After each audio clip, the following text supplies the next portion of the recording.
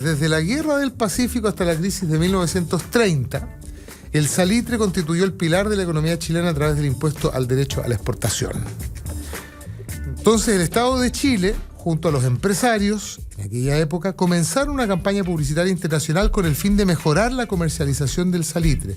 Sobre esto y sus alrededores es que recibimos, como siempre, los días miércoles al Archivo Nacional de Chile para que podamos ahondar en esto y conocer las particularidades de una campaña publicitaria que va mucho más allá del valor en sí que tienen afiches que hemos podido ver.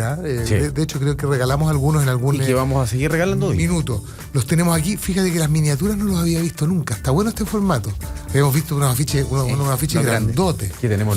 Yo tengo. Probablemente. Que hoy día regalamos. ¿Y lo vamos a regalar? Sí. ¿Sí? Hay una pregunta en Twitter que... Perdón, ¿y en este formato?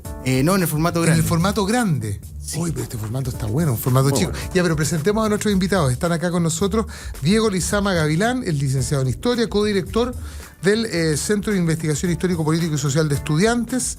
¿Cómo estás, Diego? ¿Qué tal? Muy bien, muchas gracias. Todo bien, no, gracias a ti. Jonathan también, Segovia Quesada, que es diseñador gráfico, profesor de Estado en ETP, encargado de imagen corporativa del Archivo Nacional. Ahí está la carpetita. Oye, es bien bonita. Entonces demos al tiro la pregunta porque el otro día se hizo una pregunta que no era fácil. Se refería a los 3 sistemas de producción, a las 3 fases en la producción del salitre, si mi memoria no a lo largo no de su falla. historia. Sí, creo que Benjamín Sáez habrá sido el que se... No, el concurso en otra cosa, ya. Pero hagamos al tiro la pregunta entonces. Sí, pero está súper bueno el internet acá. Dejamos ¿Va a buscar circular en redes sociales? ¿Cuál es el animal que se convirtió en ícono de la propaganda salitrera chilena? Animal en un sentido literal. ¿Cómo preguntáis No es que eso? se esté hablando de algún político de la época o de algún empresario. No. Es cuál es el animal que se convirtió en ícono de la propaganda salitrera chilena y que aparecerá obviamente en... Y parte de los afiches. Claro, están los afiches, Sí, obviamente. claro. ¿Y cuál es su raza? Eso también es Sí, pues, y la importante. raza ¿Cuál es su animal. raza? Que es importante. Ah, ya, es un animal. Que la raza del animal determina una característica específica del salitre de Chile. Salitre. Ya, o sea que aquí vamos a conversar en parte en clave para no develar la respuesta. Yo creo que va a salir en Va a el salir. transcurso de la conversación. Va a ir apareciendo en el curso de la conversación, así Sí. que ponga mucha atención. Estamos con Diego Lizama y Jonathan Segovia para que nos cuenten sobre los pormenores de esta campaña publicitaria que realiza el Estado de Chile en conjunto con los empresarios para llevar el salitre chileno, el salitre al mundo después de la guerra. En época de crisis internacional, además. La crisis En del época de 29. auge y de crisis, hay que tomar en cuenta que el ciclo salitrero es bastante amplio. Comienza en 1830, más o menos, con la explotación del Estado peruano por parte del recurso. Y su mayor crisis la tiene luego del Jueves Negro y la caída de las bolsas internacionales, 29. en la década del 20. ¿Esa crisis está asociada con esta campaña publicitaria o es muy anterior?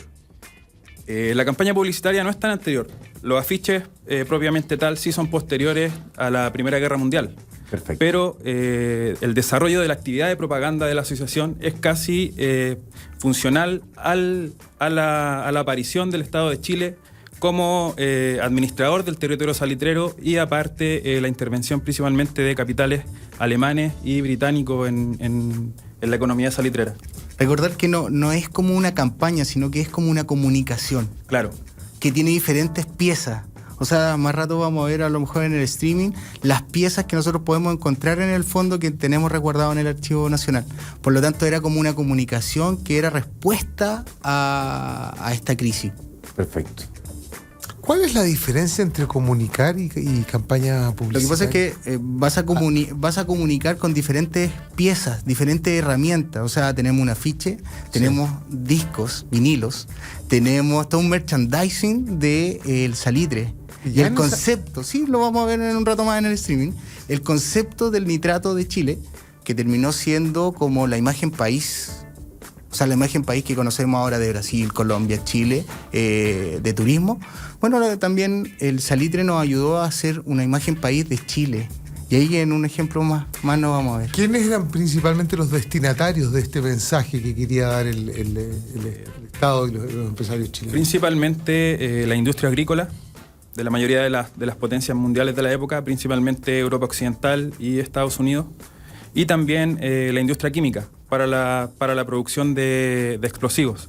Pero en general, y uno lo puede ver también en los afiches, el público consumidor del salitre era los agricultores, grandes, medianos, pequeños. No se hacía mucha distinción entre a quienes está dirigida la propaganda. Ahí estamos viendo algunas imágenes ya en streaming. Hay un encendedor. Está bien mira, bonito. El fondo, el fondo que nosotros resguardamos corresponde a la transferencia como más grande que una empresa haya realizado al Archivo Nacional. La documentación es de 1872 a 1981 de 35 oficinas salitreras. Entonces tú en el fondo tú podías encontrar como estos libros que adentro de vienen estos afiches que pueden ser de 5 metros, de 2 metros y vienen productos asociados. Miren. Dijiste 5 metros. Sí, que vienen doblados. Más adelante vamos a ver. 5 metros. Vamos a ver unas fotos.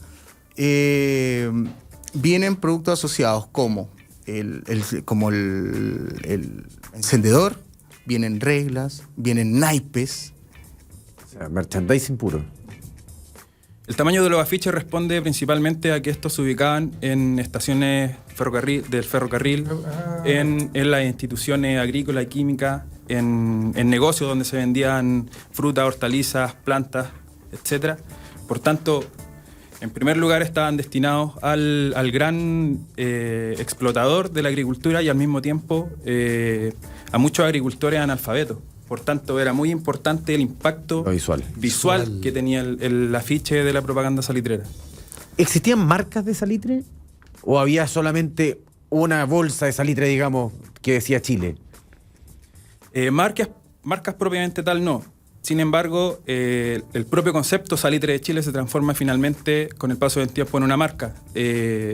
Toda vez que la industria intenta avasallar a sus competidores, principalmente los sintéticos. O sea, la industria como que fabricaba en bloque. Sí, claro.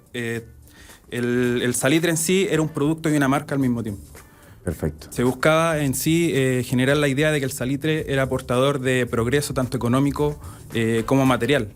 Y por tanto se vuelve mucho más potente que sus principales competidores, que en el caso de los abonos naturales es el guano y en el caso de los sintéticos es el nitrógeno generado a partir del aire, que fue una tecnología desarrollada por alemanes y noruegos en su época. Y se vendía en cualquier negocio, digamos, podía llegar campesino a buscar salitre para... Claro, negocios principalmente agrícolas y químicos, que eran quienes trabajaban este producto. Eso responde, sí, a una estrategia global de la producción del salitre que tiene que ver también con un desarrollo de la diplomacia del país. De hecho, los primeros contactos que se desarrollan de propaganda tienen que ver con la creación de la Asociación Salitrera de Propaganda en 1894, y que esa asociación también responde a la existencia de una delegación anterior, que es la delegación alemana, que fue la que se dedicó a desarrollar las investigaciones científicas y técnicas del uso del salitre en los suelos agrícolas, y desde ahí se desarrolla la idea de que a través de la información técnica y científica se puede crear un discurso que sea capaz de crear una nueva cultura del consumo y de la producción. Eso es lo más importante del salitre. Y que los afiches responden también a la acumulación de ese conocimiento. Este conocimiento se toma por parte de la asociación, se transforma en un discurso y se plasma en los afiches que hoy podemos ver en la colección editada por el Archivo Nacional. Es lo que parece que es lo que antiguamente, decir publicidad y propaganda no es lo mismo. Me parece que esto cabe más bien dentro de la propaganda, claro, en un sentido ideológico, político, claro. ¿No? Teóricamente se puede hacer una distinción incluso dentro del desarrollo de la propaganda salitrera. Sin embargo, son complementarios.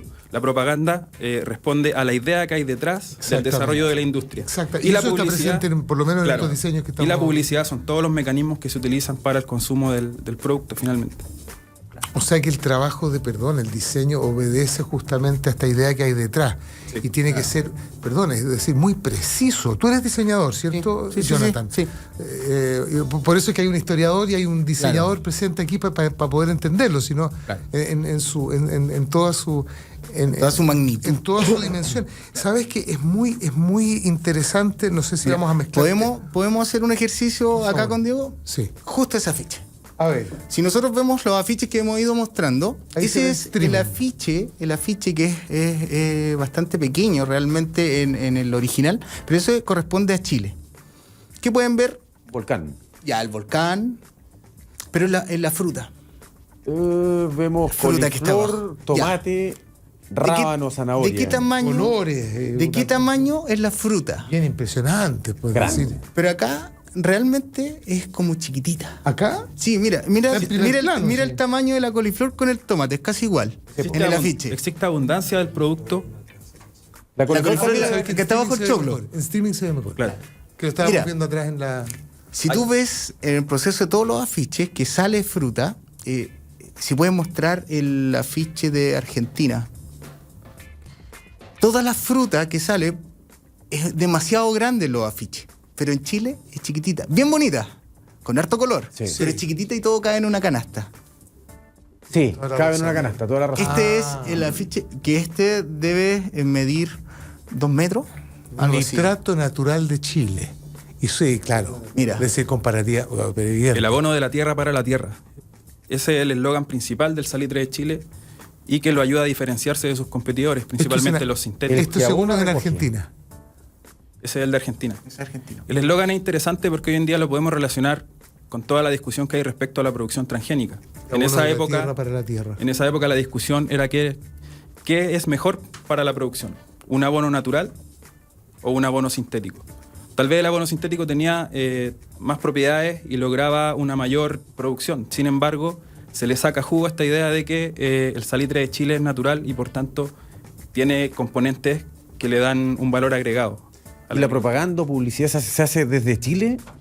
¿Hay agencias No. a cargo de esto? ¿Se va, Ese se va a un- Nueva York, a las agencias antiguas? Acabas de tocar un punto Ah, pues no. Acaba de tocar un No era punto bien centralizado. interesante porque, en primer lugar, cuando se comienza a desarrollar la publicidad y propaganda salitrera, se lleva a cabo por una institución que se llamó el Comité Permanente de Salitre, que tenía domicilio en Londres, y que ellos, al ver que tenían que desarrollar una estrategia diferente, crean la delegación alemana.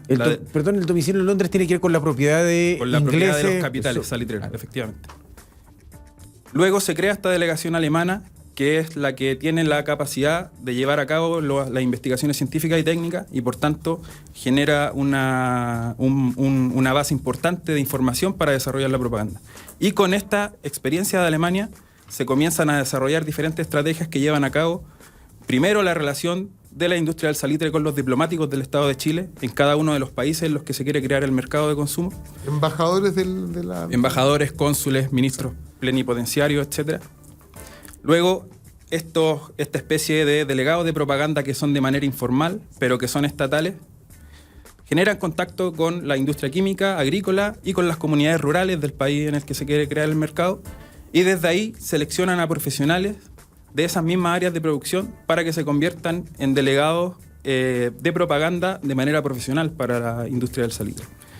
Por tanto, en cada uno de los países donde se intenta vender el salitre de Chile hay una delegación.